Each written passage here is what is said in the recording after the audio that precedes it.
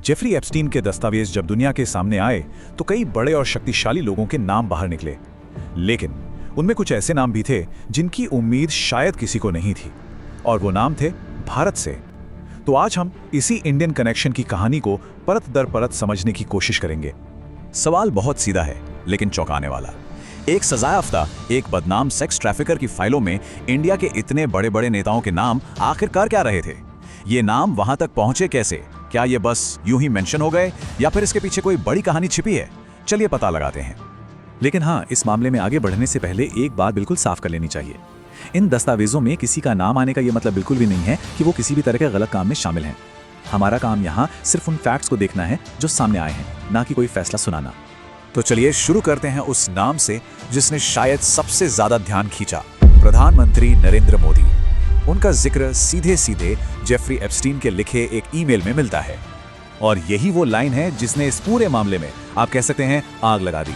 6 जुलाई 2017 को एप्स्टीन ये ईमेल भेजता है। अब दिलचस्प बात यह है कि एप्स्टीन ये दावा प्रधानमंत्री की एक बहुत ही जरूरी विदेश यात्रा के फौरन बाद कर रहा था। तो सवाल तो उठता ही है कि क्या इन दोनों बातों का आपस में कोई लेना देना था? जब इन सारी घटनाओं को एक साथ एक लाइन में रखकर देखते हैं तो एक पैटर्न सा बनता हुआ नजर आता है। देखिए, मार्च 2017 में अनिल अंबानी मदद के लिए एप्स्टीन को ईमेल करते हैं। फिर जून में प्रधानमंत्री मोदी की मुलाकात प्रेसिडेंट ट्रंप से होती है, और फिर जैसे ही प्रधानमंत्री की इजराइल यात्रा शुरू होती है उसके ठीक एक दिन बाद जुलाई में एप्स्टीन वो ईमेल भेज देता है कि काम बन गया। ये टाइमलाइन सोचने पर मजबूर करती है कि ये सारी कड़ियां आपस में कितनी जुड़ी हो सकती हैं। और इस पूरी कहानी में एक नाम बार बार आता है जो एक तरह से एक अहम कड़ी का काम कर रहा है, अनिल अंबानी। डॉक्यूमेंट्स को देखें तो पता चलता है कि उन्हीं के और एप्स्टीन के बीच की बातचीत से ही ये मामला भारत के टॉप लीडरशिप तक जा पहुंचता है। चलिए इस कनेक्शन को थोड़ा और गहराई से समझते हैं। तो देखिए, एक तरफ मार्च में अनिल अंबानी हैं जो लीडरशिप के लिए एप्स्टीन से मदद मांग रहे हैं, और दूसरी तरफ बस कुछ ही महीने बाद एप्स्टीन दावा कर रहा है कि हाँ, मेरी सलाह काम कर गई। सबसे बड़ी बात तो ये है कि एप्स्टीन ने खुद इन दोनों चीजों को जोड़ा।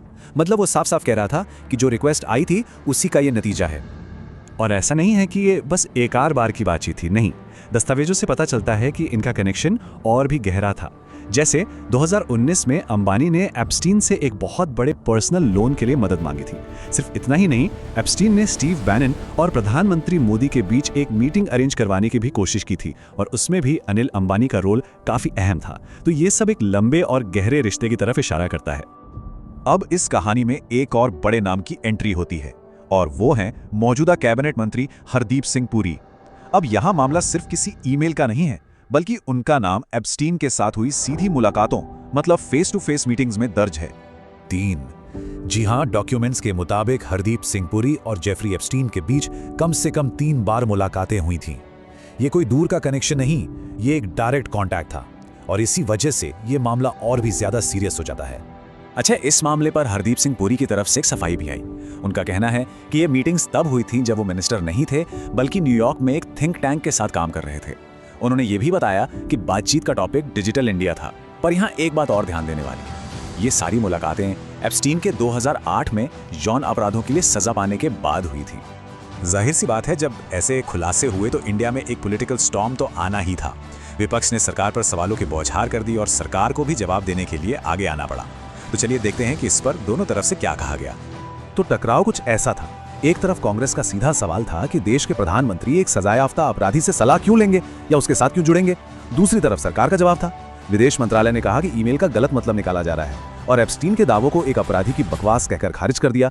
मतलब एक ही फैक्ट और उसकी 2 बिल्कुल अलग अलग इंटरप्रिटेशंस। और आखिर में ये पूरी कहानी हमें कुछ बहुत ही जरूरी और अनसुलझे सवालों के साथ छोड़ जाती है। पहला, क्या लीडरशिप ने अनिल अंबानी को एप्स्टीन से बात करने के लिए कहा था?